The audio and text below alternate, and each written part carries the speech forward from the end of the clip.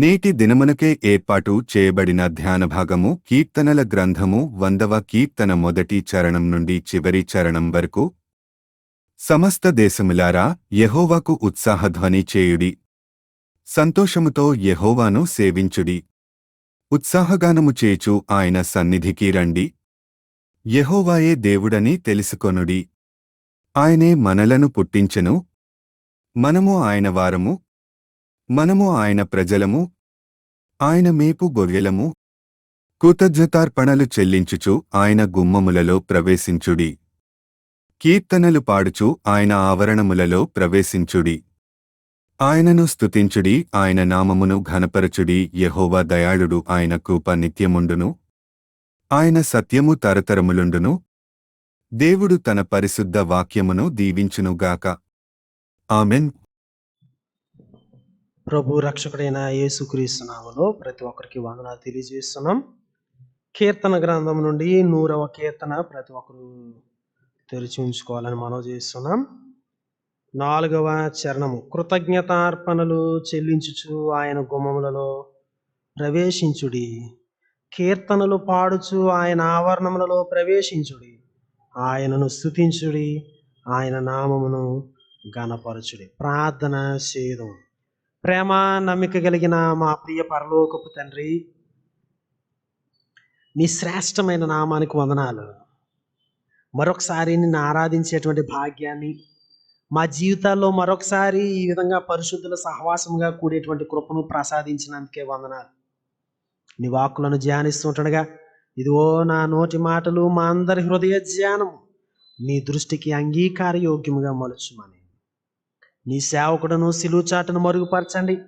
తాళక బోర ఊదినట్లు సత్యమును స్పష్టముగా ధైర్యముగా ప్రకటించే కృపను అనుగ్రహించమని యేసుక్రీస్తు నామములో ప్రార్థిస్తున్నాం తండ్రి. ఆమేన్.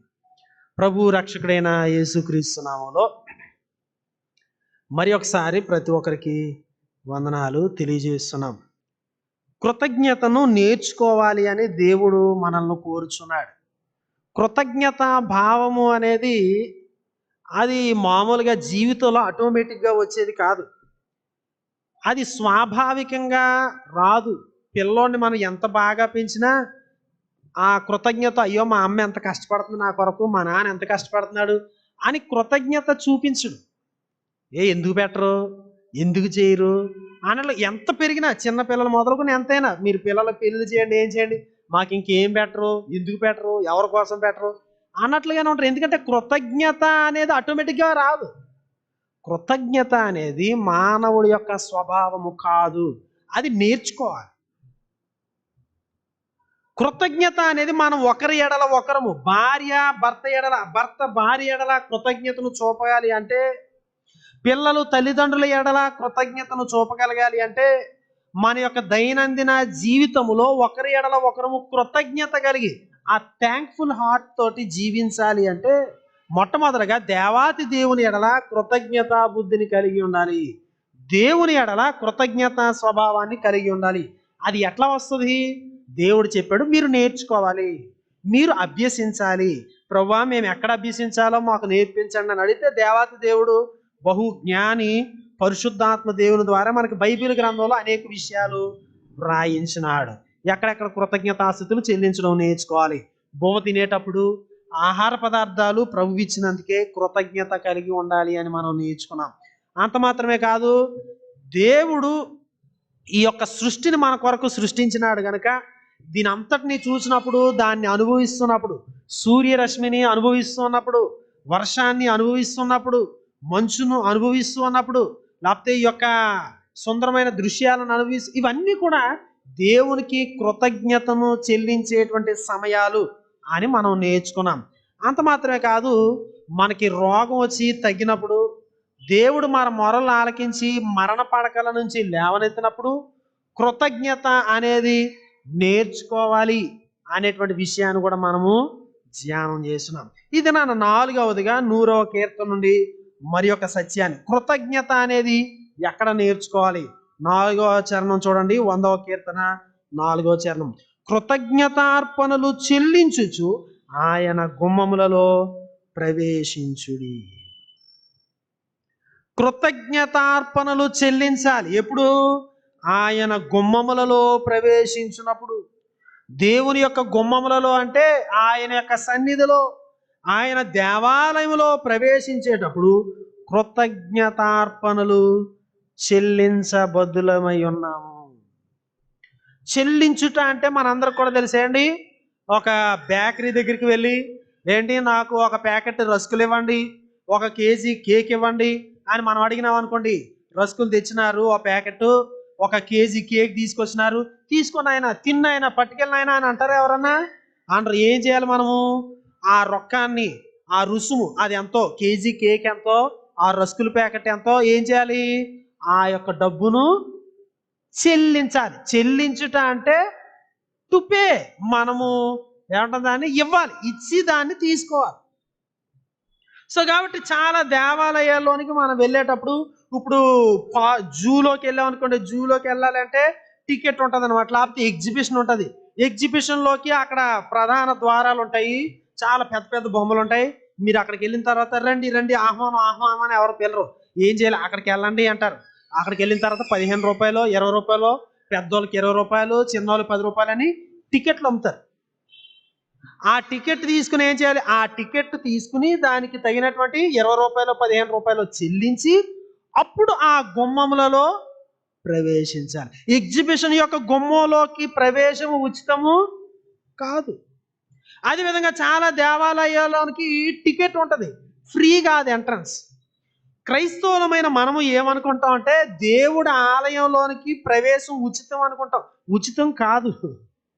ఎందుకంటే ఇక్కడ అంటా ఉన్నాడు, కృతజ్ఞతార్పణలు చెల్లించుచు ఆయన గుమ్మములలో ప్రవేశించండి. దేవుని యొక్క గుమ్మములలోనికి రావాలి అంటే, ఆయన యొక్క మందిరములోనికి రావాలంటే ప్రవేశం ఉచితం కాదు. మనం ఏదో చెల్లించాలి, ఏదో చెల్లించి అప్పుడు ఇందులోనికి రానిస్తారనమాట. ఏంటా చెల్లించేది? కృతజ్ఞతార్పణలు. కృతజ్ఞతను తెలియచేయుట. దేవుని సన్నిధిని ఆయన నాకు అనుగ్రహించినాడు, నా గృహాన్ని ఇప్పటి వరకు జీవంతో ఉంచినాడు, నేను ఇక్కడికి రావడానికి కావలసిన కాళ్ళ సత్తునిచ్చినాడు అని వివిధమైన రీతులను బట్టి కృతజ్ఞతతో ఈ యొక్క ప్రాంగణంలోనికి రావాలే తప్ప ఏడుస్తూ ఈ కాళ్ళు ఈడ్చుకుంటూ ఏంటి ఇంట్లో దెబ్బలాడుకుని అలాగా రావడం కాదనమాట. కృతజ్ఞతతో రావాలి, కృతజ్ఞతార్పణలు చెల్లిస్తూ రావాలి. చెల్లించుట, కృతజ్ఞతాస్తుతులు చెల్లించుట అంటే నేను చెప్పినాను, థింకింగ్ ద థ్యాంక్ అంటే కృతజ్ఞతల గురించి ఆలోచన చేయాలి. దేవుడు నాకు ఏం చేశాడని ఆలోచన చేయాలి, ఏం చేయబోతున్నాడని ఆలోచన చేయాలి. కృతజ్ఞతాభావముతో ఆలోచించుటను, కృతజ్ఞతాభావాన్ని నా ఊహల్లో, నా ఆలోచనల్లో, నా మనసులో, నా హృదయంలో ఫుల్గా నింపుకుని దేవాలయంలోనికి రావాలి. అదే చెల్లించడం అంటే. ఎలాగ మనుషులు 10 రూపాయలు 20 రూపాయలు అనుకోండి టికెట్, అదైతే మనిషికి కనబడుతుంది ఇది 20 రూపాయలని. కృతజ్ఞత గురించి ఆలోచన చేస్తే ఎవరికి కనబడుతుంది? కనుక ప్రతి ఒక్కరు వచ్చేస్తాం ఏమీ ఆలోచన చేయకుండానే. దాన్నే క్రింద మాటలు ఏమన్నాడంటే, కీర్తనలు పాడుచు ఆయన ఆవరణములలో ప్రవేశించుడి. ఏంటి ఆలయంలోకి వచ్చాక పాటలు పాడతాం కానీ ఏంటి ఇక్కడ పాడినాం, ఇప్పుడు వరకు పాడినాం ఏదండి, యెహోవా నా బలమా, యథార్థమైనది నీ నామం, బలమైనది నీ నామని పాటలు పాడినాము. ఎప్పుడు? అందరూ లోపలికి వచ్చాక మనం పలానా పాట నెంబర్ చెప్పినాము, అందరూ తీసి పాడతాను అంతే తప్ప ఎవరైనా ఆ గేట్ దగ్గర నుంచి లోపలికి వస్తా యెహోవా నా బలం అని పాడుకుంటూ వచ్చినారా?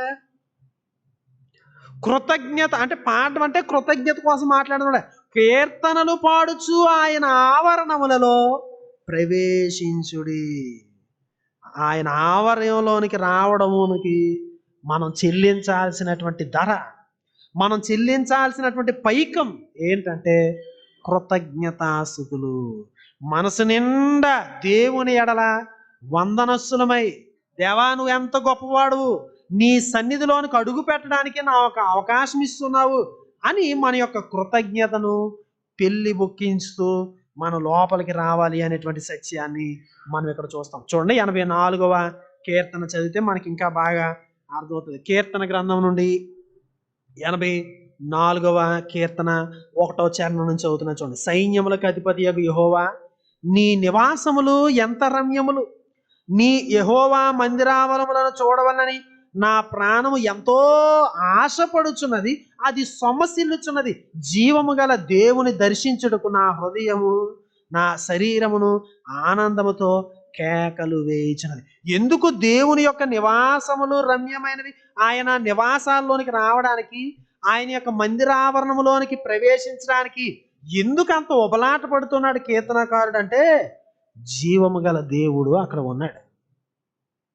ఆ జీవము గల దేవుని దర్శించడానికి ఈయన ఎంతగానో ఏదండి తాపత్రయపడుతున్నాడు. ఈ మందిరం అంటే 4వ చరణం చూడండి. నీ మందిరమునందు నివసించు వారు ధన్యులు, వారు నిత్యము నిన్ను స్తుతించుదు. ఆ మందిరములో స్తుతులున్నాయి. నీ వలన బలమునందు మనుష్యులు ధన్యులు, యాత్ర చేయు మార్గములు వారికి అతి ప్రియులు. దేవాలయానికి ఇంటి దగ్గర నుంచి వచ్చేటువంటి మార్గం కూడా ఎంతో ప్రశస్తమైనదంట. దేవుని యొక్క సన్నిధికి మనం ఇంట్లో తయారయ్యి సన్నిధికి వచ్చేటువంటి దాన్ని ఇశ్రాయేలీలు అయితే ఎప్పుడో ఎక్కడి నుంచో రావాలి. వాళ్ళు చాలా దూరం నుంచి ఆ ప్రయాణాలు చేసేటప్పుడు వాళ్ళు పాటలు పాడుకుంటారు. యాత్ర కీర్తనలని 15 పాటలు ఉన్నాయన్నమాట. మనం ధ్యానం చేసాం ఒకసారి చర్చిలో.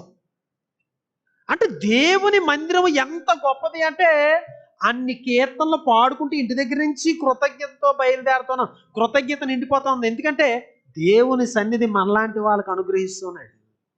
ఆయన యొక్క ఆలయంలోనికి మనము ప్రవేశిస్తున్నాం. అసలు ఈ యొక్క సన్నిధి ఎంత గొప్పది అంటే, ఆ సన్నిధిలోనికి రావడం ఎంత గొప్పది అంటే, మనం దారిలో రావడమే ఒక గొప్ప విషయం అంట.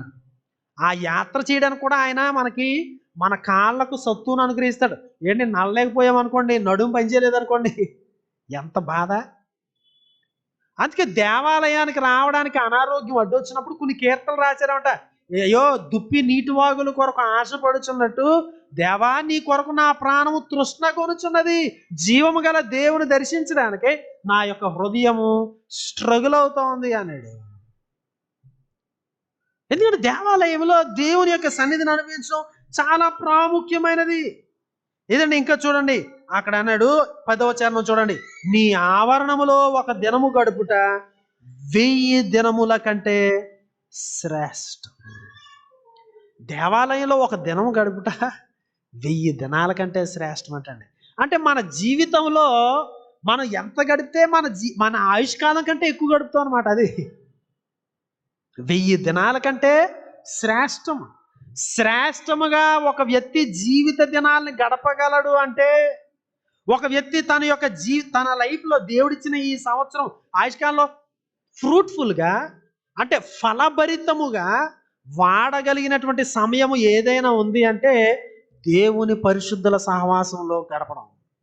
ఆయన సన్నిధిలో మనం టీవీ బాక్స్ దగ్గర, ఆ టీవీ దగ్గర కూర్చుని 2 గంటలు 3 గంటలు కూర్చుంటాం చూడండి, ఇంకా చాలాసేపు కూర్చుంటాం అనుకోండి, అది నీ జీవితంలో నీ సమయాన్ని తినేస్తుంది.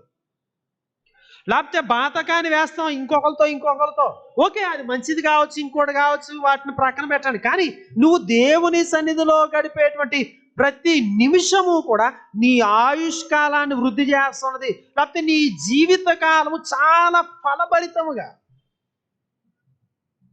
చాలా మీనింగ్ఫుల్గా, అర్థవంతంగా గడపగలుగుతావు. ఒక దినము గడుపుట 1000 దినముల కంటే శ్రేష్ఠ. ఎంత గొప్ప విషయం అండి. అంటే 1 గంట గడిపితే 1000 గంటలు గడిపినట్టు, అంతే కదా. అంటే మనం ఒక రోజు వచ్చి నేను ఇంకో 1000 ఆదివారాలు రాక్కర్లేదని మాత్రాన్ని చేతులు దులిపేసుకోవడానికి కాదు దాని అర్థం. అది కాదు. ఒకసారి వస్తే 1000 సార్లు వచ్చినట్టే బైబిలే చెప్తుంది అని చర్చికి రావడం మానేయడం కాదు దాని అర్థం. దాని అర్థం ఏంటి?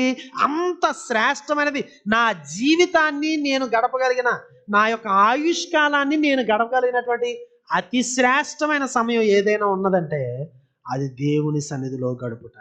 కాబట్టి కృతజ్ఞతాస్తుతులు చెల్లిస్తాం అండి. నా యొక్క లైఫ్ని మీనింగ్ఫుల్గా గడిపించేటువంటి సమయాన్ని నాకు ఇస్తున్నావు ప్రభువా. నా కాళ్ళతో నేను నడుచుకుని రావడానికి, నా వాహనం మీద రావడానికి, నీ ఆవరణలో ప్రవేశించడానికి నాకు ఈ ధన్యతనిచ్చో. నాకు ఈ ధన్యతనిచ్చావు. భక్తిహీనుల గుడారములో నివసించుట కంటే నా దేవుని మందిర ద్వారమునొద్ద నుండుట నాకు ఇష్టము. ఒకవేళ ప్లేస్ సరిపోతే కనీసం ఆ డోర్ దగ్గర అయినా కానీ నాకు స్థలం దొరికితే చాలు అంటూ ఉన్నాడు. అంత శ్రేష్టత ఉన్నది దేవుని యొక్క సన్నిధిలో. ఎందుకంటే అక్కడ దేవుడు ఉన్నాడు. దేవుని దగ్గర సమయం గడపడము అది శ్రేష్టమైనటువంటి విషయం. మనం చదువుకున్నటువంటి ఉత్తర ప్రత్యుత్తర భాగం దగ్గరికి వద్దాం. చూడండి, కీర్తన 15 చూడండి. యెహోవా నీ గుడారములో అతిథిగా ఉండదగిన వాడెవడు? నీ పరిశుద్ధ పర్వతము మీద నివసింపదగిన వాడెవడు? అసలు ఆయన దగ్గరికి వెళ్ళి, నాయన నీ దగ్గర ఇంటర్వ్యూ తీసుకుంటాను, లేకపోతే నీకు నా బాధ చెప్పుకుంటానని ఆయన దగ్గరికి వెళ్ళడానికి, ఆ పర్వతం ఎక్కడానికి ఎవడు సరిపోతాడు? ఎవడే సరిపోడు. ఎవరు సరిపోడు. అదే ఆ కీర్తన క్రింద అంటాడనమాట, యథార్థమైన ప్రవర్తన కలిగి నీతిని అనుసరించు హృదయపూర్వకంగా నిజము పలుకువాడే. హృదయపూర్వకంగా నిజం పలికేవాడు ఎవడుంటాడు? అట్టివాడు తన నాలుకతో కొండెములాడడు, తన చెలికానికి కీడు చేయడు, తన పొరుగువాని మీద నింద మోపడు, అతని దృష్టికి నీచుడు అసహ్యుడు. అతడు యెహోవా యందు భయభక్తులు గల వారిని సన్మానిస్తాడు. మనం సన్మానించగలగవచ్చు, ఇంకోటి చేయొచ్చు, కానీ మన దృష్టికి మనము నీచులము అసహ్యులము ఎప్పటికీ అవలం. అతడు ప్రమాణము చేయగా నష్టము కలిగినను మాట తప్పడు, తన ద్రవ్యమును వడ్డీకియడు, నిరపరాధిని చెరుపుటకై లంచము పుచ్చుకొనడు, ఆ ప్రకారము చేయవాడు ఎన్నడను కదల్చబడు. అది మనకి ఇంపాసిబుల్ యాక్చువల్గా, కానీ ఆయన మనకు ఆ అవకాశాన్ని ఇస్తున్నాడు.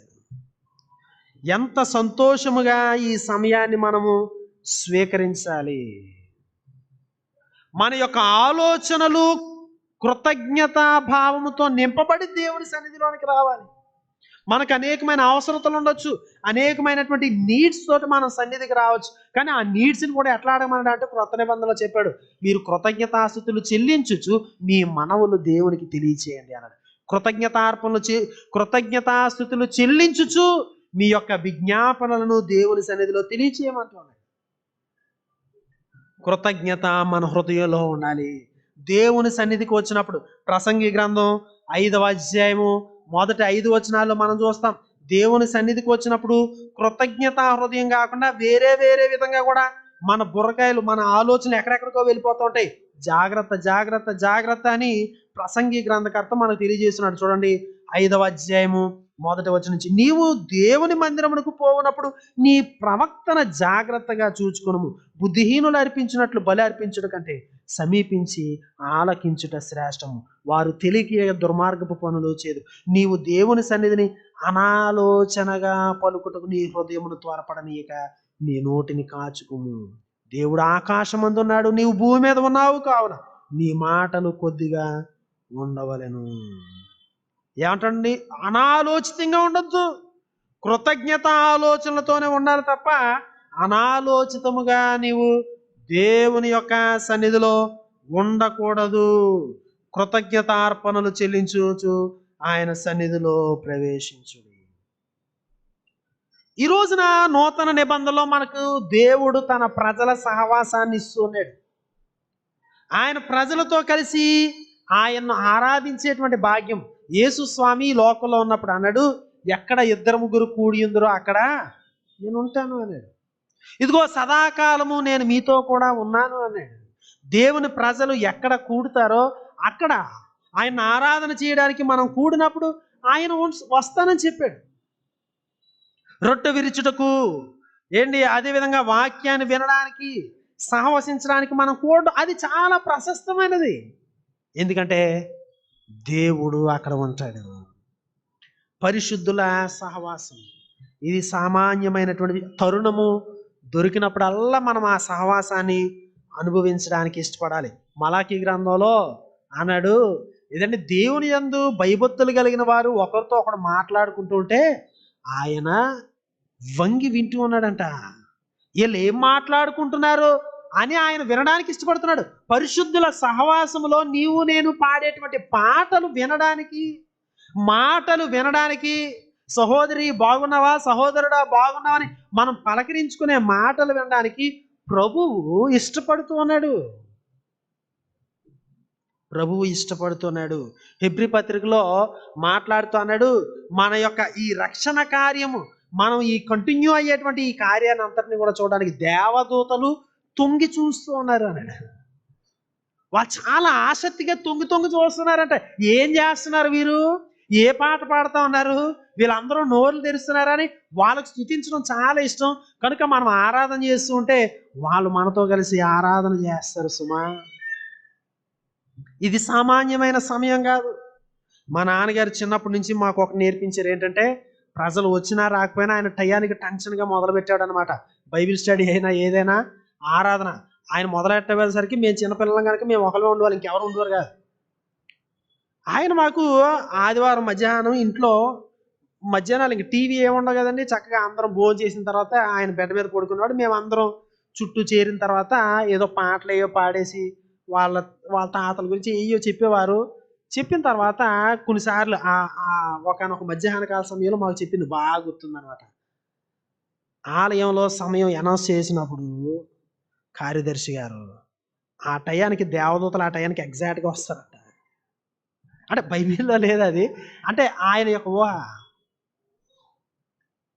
ఈ టయానికి కదా చెప్పినారని అక్కడ దిగుతారు. అంటే దాని అర్థం ఏంటనమాట, పాదిరి గారు ఆ టయానికి స్టార్ట్ చేస్తారు, పలానా పాట పాడదాం అంటే వాళ్ళు కూడా పాడతారు. ప్రజలు వస్తే ఏంటి, రాకపోతే ఏంటి. దేవుని ఆ కీర్తనలు పాడుట్లో ఉన్నటువంటి మాధుర్యము, ప్రభువును స్తుతించట్లో ఉన్నటువంటి ధన్యత, మన జీవితంలో ఏదైనా ఉపయోగకరంగా ఏదైనా చేస్తే ఏకైక కార్యం అది ఒకటే. కానీ దాన్ని కూడా ప్రజలు విస్మరించినప్పుడు, ఆ తర్వాత వెళ్దాంలే, లేకపోతే ఈ వారాన్ని స్కిప్ చేద్దాంలే అని వాళ్ళు వదిలినప్పుడు దేవదూతలు వదలరు, వాళ్ళ టయానికి వచ్చేస్తారు. అది మా మైండ్లో పడిపోయిందనమాట. నా సహోదరుడు ఆ సహోదరి ఒకవేళ దూతలు వచ్చినారని ఇది అంతా ఎప్పుడూ వాళ్ళ దూతలు ఉంటూనే ఉంటారు అనుకోండి, కానీ నీకు ఆ కాన్షియస్నెస్, ఆ యొక్క స్పృహ అనేది ఉన్నదా? దేవుని యొక్క ఆరాధనలు ప్రాముఖ్యమైనవి. పాత నిబంధన కాలంలో ఆ ఆరాధన అందిపుచ్చుకోవడానికి తహతహలాడేవారు. మనకి ఎక్కువైపోయాయి అనమాట. ఆ యొక్క సహవాసాన్ని, పరిశుద్ధుల సహవాసాన్ని ఆస్వాదించలేకపోతున్నాం. లాక్డౌన్ వస్తే ఓ బాబా ఎంత సంతోషించారో ప్రజలు, ఎందుకంటే ఇంకా ఆరాధనకి రాకర్లేదని. ఆరాధన మిస్ అయిందన్న కించిత్తు బాధ కూడా చాలా మందికి లేదు. వాళ్ళు ఆస్వాదించలేదు, చచ్చి రావాలి కాబట్టి వచ్చారు తప్ప అయ్యో నేను మిస్ అయ్యాను, అయ్యో నేను ఇదైనా అన్నటువంటి ఫీలింగ్ లేదు. ఆరాధన ప్రాముఖ్యమైనది. ప్రజలతో కలిసి సహవసించడం, ప్రభువు దిగి వస్తాడు. ఇక్కడ ప్రభువును అనుభవించుట అనేది, ఇక్కడ నుండి మనం దీవెలను మన ఇంటికి మోసుకొని వెళ్ళడం అనేది అదేం సామాన్యమైన విషయం కాదు. అది సామాన్యమైన విషయం కాదు. మన నోరులు తెరిచి ఆరాధన చేయట అది సామాన్యమైన విషయం కాదు. ఆధ్యాత్మికంగా మనం బలం పొందుతాం. ఇక్కడ ఆరాధన చేయడం, సన్నిధిలో కూర్చోవడం రానప్పుడు పరలోక రాజ్యంలో మనం ఎట్లా కూర్చుంటాం చెప్పండి. మరి అక్కడ ఎప్పుడు ఆయన ఆరాధించుట, ఆయన స్తుతించుట ఇవన్నీ ఉంటాయి కదా, వేరే వ్యాపకం ఉండదు. మరి మనం ఏదండి అక్కడికి వెళ్తే సీరియల్ చూడడానికి, లేకపోతే ఇంకో సినిమా చూడడానికి, లేకపోతే ఏదో ఆట ఆడుకోవడానికి అక్కడ ఏమీ మరి తెరలు ఏమి ఉండవు. మరి ఏం చేస్తారు అక్కడికి వెళ్ళిన తర్వాత? గోలు గుచ్చుకుంటూ కూర్చోడానికి గోల్లో ఉండవేమో. మరి స్తుతించడం నేర్చుకోవాలి, ప్రభు సన్నిధిని ఆస్వాదించడం నేర్చుకోవాలి, ఆయన సన్నిధిలో పులకించడం నేర్చుకోవాలి. కృతజ్ఞతార్పణలు చెల్లించుచు ఆయన యొక్క గుమ్మములలో ప్రవేశించుడి. అది ఆస్వాదించడం వస్తే ఆ గుమ్మంలోనికి రావడం మనం నేర్చుకుంటాం. ఈ సన్నిధిలో ఉన్న మాధుర్యం మనకు అర్థమవుతుంది. చాలాసార్లు ఆదివారాలు చాలామంది తెలుసు, నేను సాయంత్రం అయ్యేసరికి భయంకరమైన జ్వరం వచ్చేది, లేకపోతే గొంతు రొంపు వచ్చేది, భయంకరమైన హెడేక్. ఉదయం నుంచి అలా కానీ ఆ ముందు రోజు రాత్రి అంతా నిద్ర ఉండదు, రాత్రి అంతా రాసుకోవాలి, ప్రిపేర్ అవ్వాలి, ప్రార్థన చేయాలి. ఎంత ఇది అవ్వబడికి ఆదివారం మధ్యాహ్నం రావడికి యూత్ టయానికి ఫీవర్ వచ్చేది. కానీ ఏ రోజున కూడా ఈ సమయంలో యవనస్తులు పాడతారని యవనస్తులకు పాటలు ఇవ్వలేదు. గొంతు రొంపు వచ్చిన, జ్వరంతో ఉన్న చాలామంది తెలుసు. ఎందుకు పాడతాం? మామూలుగా నేను ఉండక్కర్లేదు నా ప్రసంగం లేనప్పుడు. దాని బదులు ఇంకా ఏది పాటలు పాడక్కర్లేదు, నాకు అనారోగ్యంగా ఉంది, నేను వెళ్ళిపోవచ్చు. ఎందుకుంటా ఉన్నాం? పరిశుద్ధుల సహవాసం. జ్వరంతో పాటలు పాడినప్పుడు ఏమవుతుంది? జ్వరం ఏం చేయదు, మళ్ళీ అంత ఆరాధన అయిపోయాక మళ్ళీ వస్తుంది జ్వరం, అంతే పోద్ది. ఆ పాట పాడకూడికి ఏమైపోద్ది? మహా అయితే కాలు బాసిపోతాయి, ఏమవుతుంది? ఈ రోజుకు రొంపుగా ఉంది, చర్చికి రానులే, ఆ నెగ్గొడితే ఎన్ని ఆశీర్వాదాలు కోల్పోతారో తెలుసా? ప్రభువు నీ కొరకు ఎదురు చూస్తా ఉన్నాడు సన్నిధికి వచ్చి. చూస్తాడు ఏంటి ఇంకా రాలేదు ఈ అమ్మాయి, నేను ఆశీర్వదించడానికి వచ్చాను, ఒక గంప నిండా దీవులు నెత్తి మీద ఎట్టి పంపుదామని వస్తే రాలేదేంటి అంటే, ఏం చేస్తున్నాను దూతను పంపినాడు అనుకోండి ఇంటికి, పవిత్ర ప్రాంతం సీరియల్ ఎట్టి కూర్చో కూర్చుంటారు అన్నమాట. ఎంత బాధపడతారు నీ ప్రభు. నిన్ను ఆశీర్వదించడానికి ఆయన వాక్కులను తీసుకుని వస్తే కృతజ్ఞతలు రావట్లేదు నీ నోటంట. అర్థమవుతుందండి నేను చెప్పేది. కృతజ్ఞతాస్తుతులు, ఆయన యొక్క సన్నిధిలో ఉన్నటువంటి మాధుర్యము నీకెక్కడే కానీ దొరకదు. చూడండి కొన్ని మాటలు నేను చదువుతాను.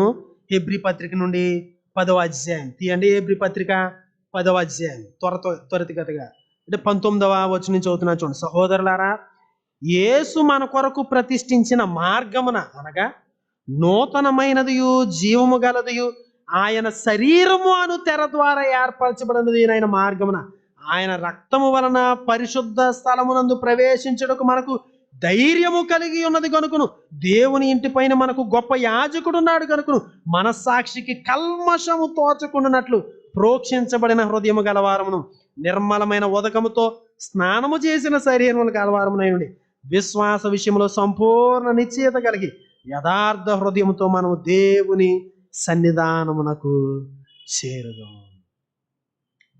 దేవుని సన్నిధిలోనికి నువ్వు రావడానికి యేసుక్రీస్తు వారి యొక్క శరీరము అనేటువంటి తెర ద్వారా వస్తున్నావు. దేవుని ప్రజను ఆరాధించడానికి వచ్చినప్పుడు తెర అడ్డుగా ఉండేది. ఆ తెరలో నుంచి కూడా యాజకుడు మాత్రమే వచ్చేవాడు. మరలా ఈ తెర ఉండేది ప్రధానమైన తెర. ఆ తెరలో నుంచి లోపలికి వెళ్ళాలంటే ప్రధాన యాజకుడు ఒకడే వెళ్ళగలడు. అది కూడా సంవత్సరానికి ఒకసారి వెళ్ళగలడు. లోపలికి వెళ్ళిన తర్వాత సరి అయిన రీతిలో ఉండకపోతే అక్కడ ఉన్న మందసాన్ని కానీ దేనన్నా ముట్టుకుంటే చచ్చిపోయేవాడు. చాలా భయంకరమైనది. దేవుని యొక్క సన్నిధిని అనుభవించడం అంటే ప్రధాన యాజకుడికి కూడా సాధ్యము కాదు. అట్లాంటిది యేసు స్వామి శిలువ మీద మరణించుట ద్వారా ఆయన తన యొక్క శరీరాన్ని ఆయన యొక్క శరీరాన్ని దున్నినారు. నా వీపును దున్నిరి, నా గడ్డాన్ని పెరికివేసిరి అన్నాడు యెషయా గ్రంథం 50వ అధ్యాయంలో. యేసుక్రీస్తు వారు అంత శ్రమ పడితే ఆయన శరీరము అనేటువంటి తెర ఎందుకు ఆ తెర ఏర్పడాలంటే చీల్చబడాలి. నాగలతో దున్నినట్టు ఆయన దున్నినారండి. ఆయన ప్రాణము పోవునంతగా తన శరీరాన్ని వాళ్ళు హింసించినారు. ఎందుకు తెలుసా హింస? ఆ గాయాల్లో నుండి నువ్వు దేవుని యొక్క సన్నిధిలోనికి రావడానికి, ప్రధాన యాజకుడికి సైతం లేనటువంటి ధన్యతను నీకు ఇవ్వడానికి, ప్రధాన యాజకుడికి లేని ధన్యత నీకు ఇస్తే అన్ని గాయాలు పొంది ఆ తెర ద్వారా నువ్వు ఆయన ఆరాధించడానికి, ప్రవేశించడానికి, పరిశుద్ధ స్థలంలో ప్రవేశించడానికి యేసుక్రీస్తు వారి రక్తాన్నే నీకు ఇస్తే, రక్తం లేకుండా ఆ సన్నిధిలోకి వెళ్ళాం. యేసుక్రీస్తు రక్తాన్నే నీ చేతిలో పెడితే నువ్వేం చేస్తున్నావు? వెళ్దాంలే. ఆ క్రింద అన్నాడు చూడండి, వాగ్దానం చేసిన వాడు నమ్మదగిన వాడు కనుక మన నిరీక్షణ విషయమై మనం ఒప్పుకొని దాన్ని నిశ్చయముగా పట్టుకుందుము. కొందరు మానుకొనుచున్నట్టు సమాజముగా కూడుట మానక.